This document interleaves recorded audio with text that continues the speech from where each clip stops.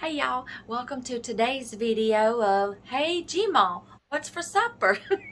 I'm having to come in here and do the introduction because I got granddaughters in there playing and they're a little loud, so I wanted to make sure you could hear me. Okay, so tonight's supper is going to be, some of it's going to be on a sheet pan and then with a side dish. So I'm going to be doing some pork chops, some zucchini and squash with some onions and some bacon, and that's going all on a sheet pan. That's going to be awesome, y'all, okay? And then I'll just show you the process as I do it with a side of green bean casserole. That's what's for supper tonight. Y'all just come hang out with me and we'll make this meal.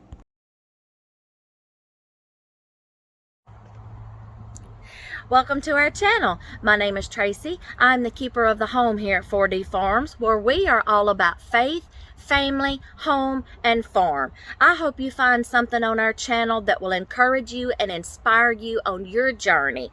Be sure to give us a thumbs up, hit like and subscribe, and be sure to turn that little notifications bell on so you'll get notified every time a brand new video is uploaded. We hope to see you in each and every one. Thanks for watching.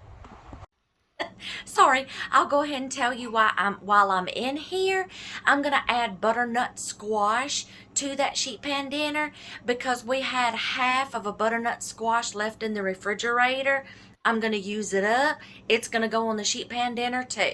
And then here's a little tip. I'm using a fresh squash and a fresh zucchini, okay, since I found some in the garden.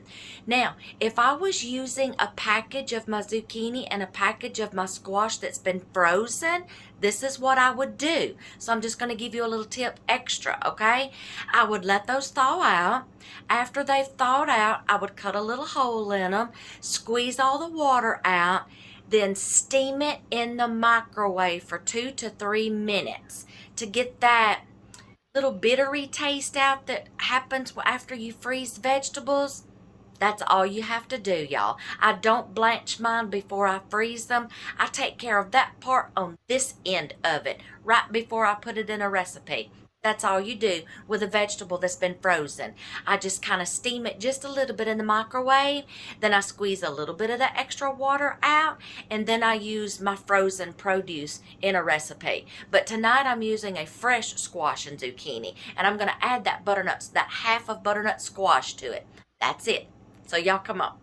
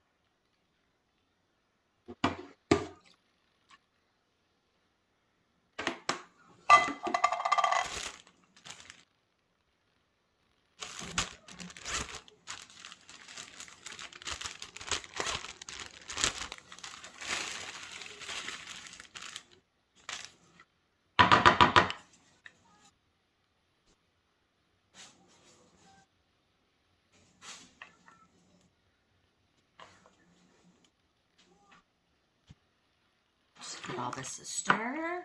Mix all that soup and that milk up. I just like to add a little extra cheese to mine just to make it taste so much better. Cheese just makes everything better. So does butter. Cheese and butter. Mix all this up real good. I could have used a smaller casserole dish, but that's okay. Salt, pepper,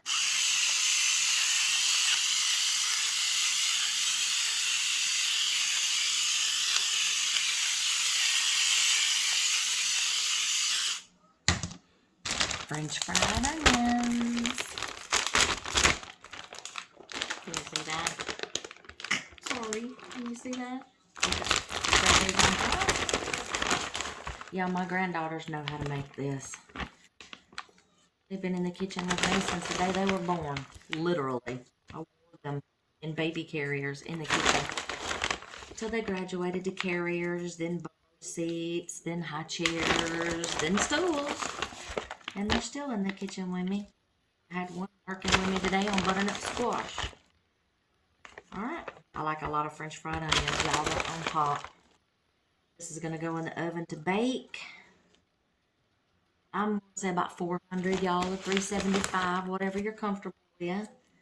Until these are kind of golden brown and the mixture is all good and done. I've done it for so long, y'all, I don't even know how to explain it anymore. Just by my recipe, I guess. Okay, this is going to go in the oven. I've actually got some helpers coming here wanting to join me. She thinks she wants to learn how to peel a butternut squash, and she's trying really hard. And if she can't do it, I'll help her finish. This one's wanting to slice up the squash and the zucchini. And they're going to swap here in just a second, just so that way they'll both get the experience of, it's a little hard, get the experience of doing something.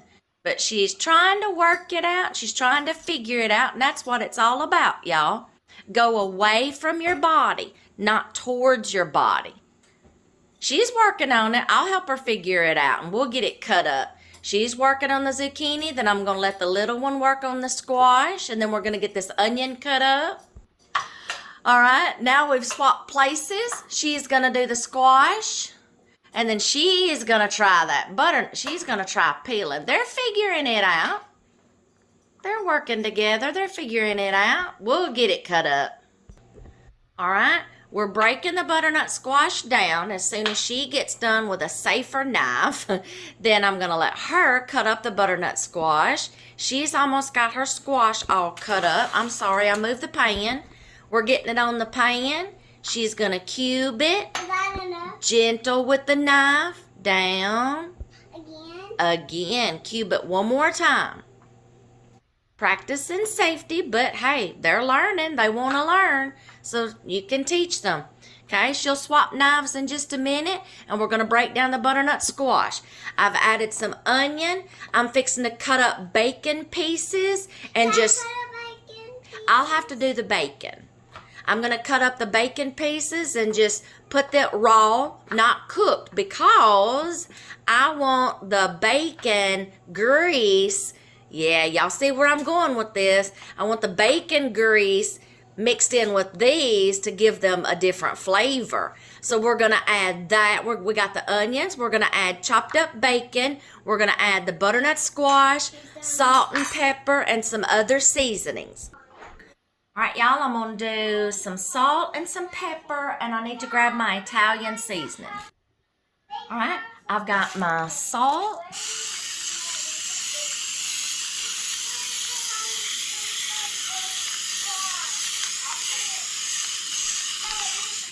Pepper.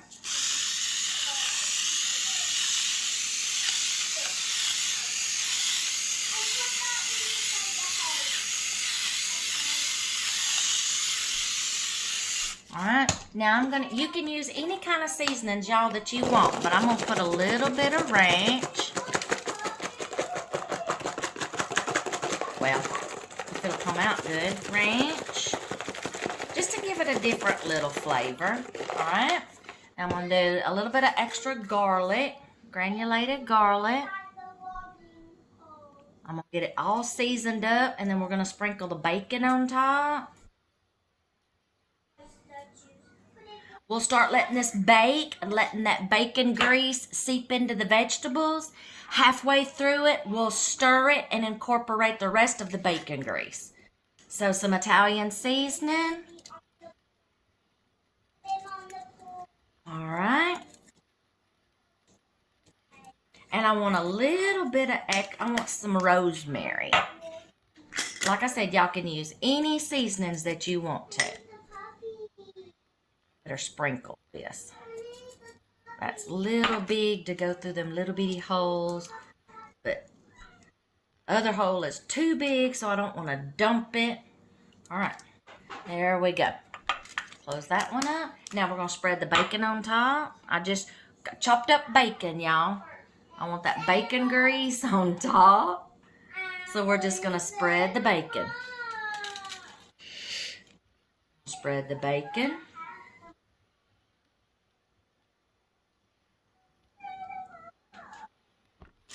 Alright, let's finish. We'll finish spreading the bacon on. Where everything gets coated. I think I got a pound of bacon in here. Not a pound. I don't even think this was a pound, y'all.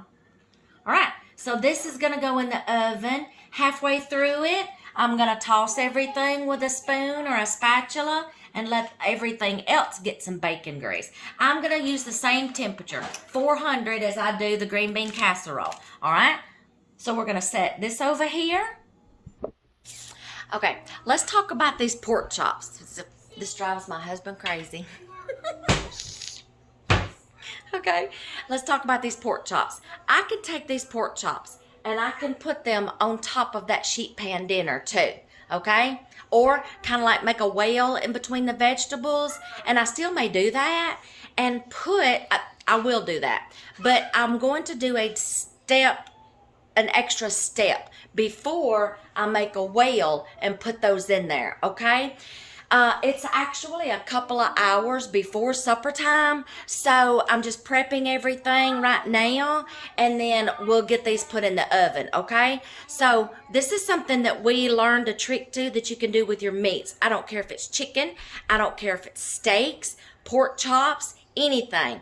We learned a step that actually makes the meat a whole lot better and taste better, and it's just a simple little curing process before you cook it. And all I'm going to do with these pork chops, I've got them on a paper plate right now. I've got them patted dry, and I'm fixing to layer them with some salt. And you'll see, you don't have to be too generous on this curing process, because that salt is going to soak down into the meat and it's going to make it more tender and more flavorful.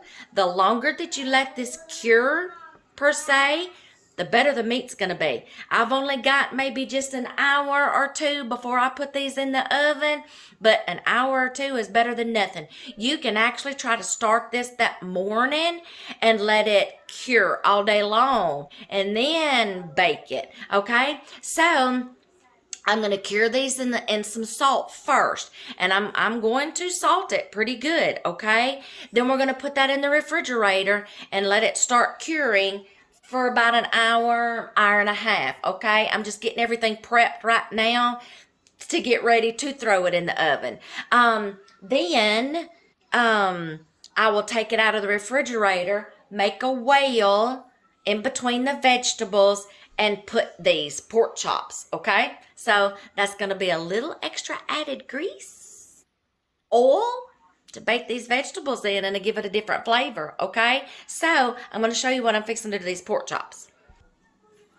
All right, y'all. You can use any kind of salt that you want. I just grabbed some sea salt here. It's going to be fine. Normally, we use pink Himalayan salt, but since these are going to get heavily salted, I'm just going to use a different salt, okay? And like I said, this is just an extra step, y'all. You don't have to do this.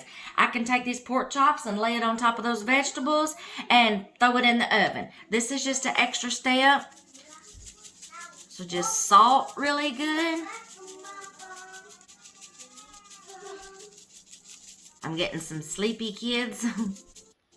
All right, let's turn this over. Salt it very generously, okay? And like I said, I got time to put this in the refrigerator, let it be curing and soaking.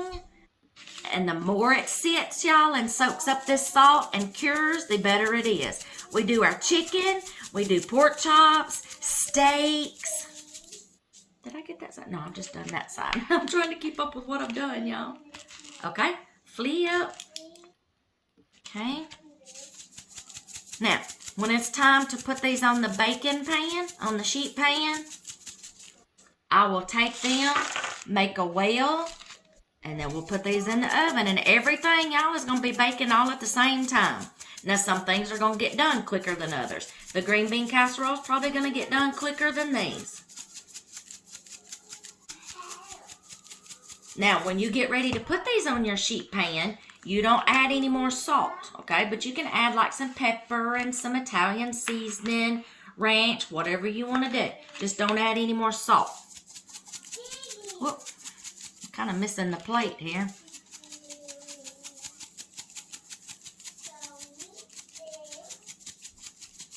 All right, this is gonna soak and it's gonna cure.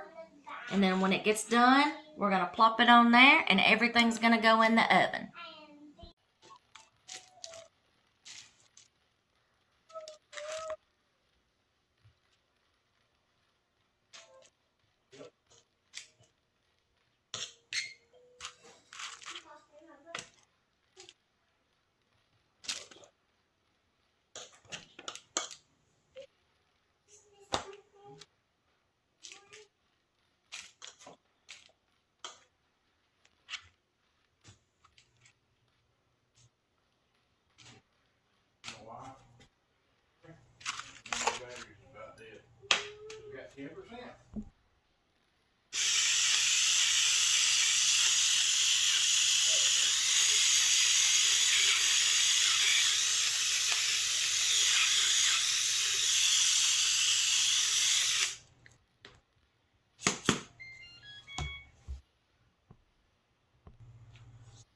Okay, it's time to put all that in there. Y'all saw what I did.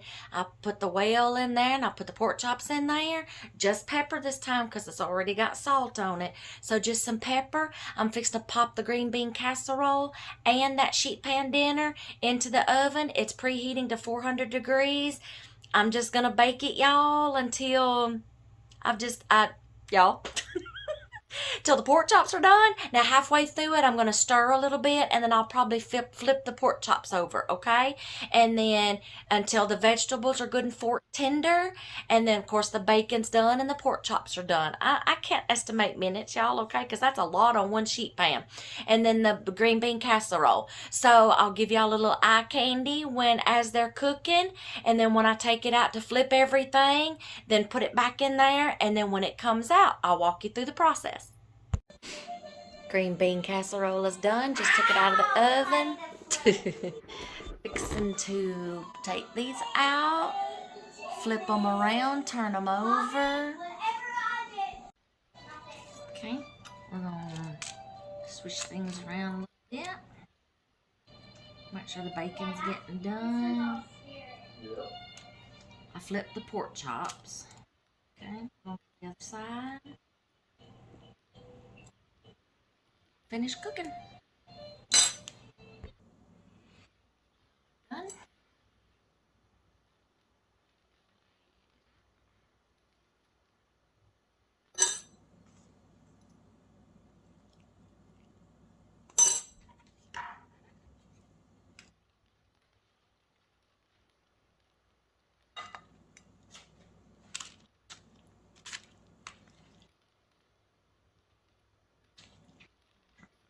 Squash. With some bacon.